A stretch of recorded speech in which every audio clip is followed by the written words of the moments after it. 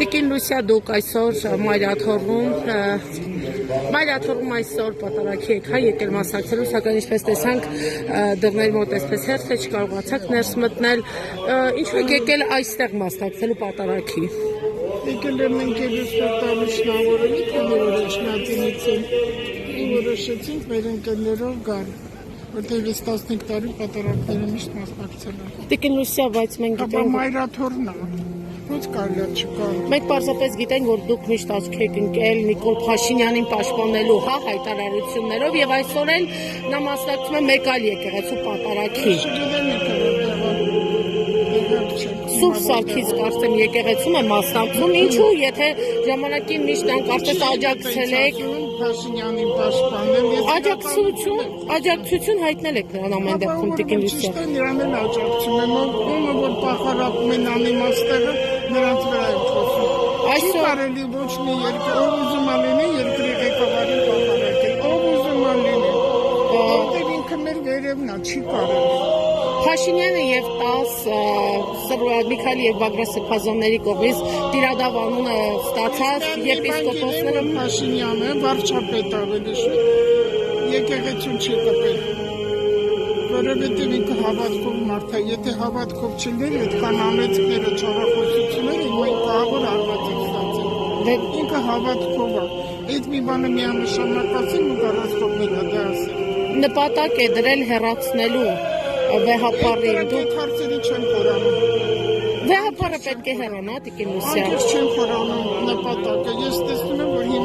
հիմա Հայաստանը ամենից կարևորը ճիշտ ուղու վրա է։ Բայց ձեր կարծիքով պետք է հեռանա վեհապարը։ Ես լավ չեմ տեսնում։ Ձեր կարծիքով պետք է վեհապարը հեռանա, Տիկին Լուսիա։ Ես չեմ խորանում նման հարցերի շուտ, ես գիտեմ, որ աղտոտվել է ամեն ինչ։ Ինչը որ եղել է մի քանի տարի առաջ, այդպես չէ։ Եթե ես ասում եմ 15 տարի մասնակցել եմ, վեհապարի ձեռքներ համբերել են, ոչ թե մի անգամ Սրբազանի Բագրատին էլ, ես հիմա չեմ անում։ Ինչու չի կանչում, չգիտեմ ինչու։ Չի եկեղեցի, մենք ներողություն, եկեղեցին չի կանչում։ Բայց եկել եք այսօր Մայրաթոռ վեհապարի մատուցած պատարագի։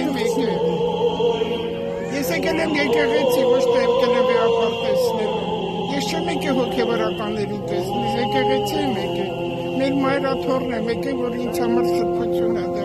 Բոլոր Հայաստանի եկեղեցիները հատկապես խոնարհված։ Վաղը Փաշինյանը երթի մասին է ասել, գնալու եք, մասնակցելու եք։ Ես չգիտեմ, եք ուրագնում, ես չեմ էլ հետև ուրագնում։ Այն մի անգամ գնացի, որտեղ էր առաջին անգամ Հովանևան գնացի, որտեղ միշտ եմ գնացել, իմ ամենահավանած տակ եկեղեցին է։ Ես նամակ ունեի իրեն տալու, հասրեցի տվեցի։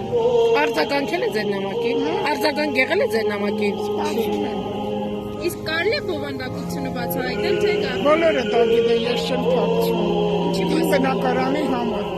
Ամենից կարևորը պատահիրավական համակարգը մաքրվի։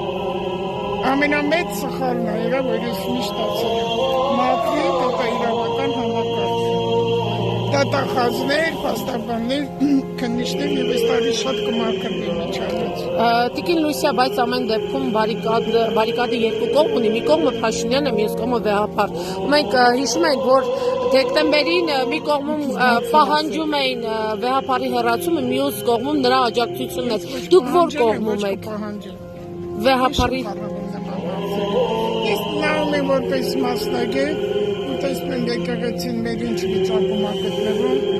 ու վարչապետի աշխատանքը Հայաստանի հանդեպ։ Ու մի բան գիտեմ, միանշանակ, ով ինչ խոսեց ագենտուրան, որ հետ լավ չի, ատամներով պաշտպանում է Հայաստանը, ու մի բանը միանշանակ ասեմ,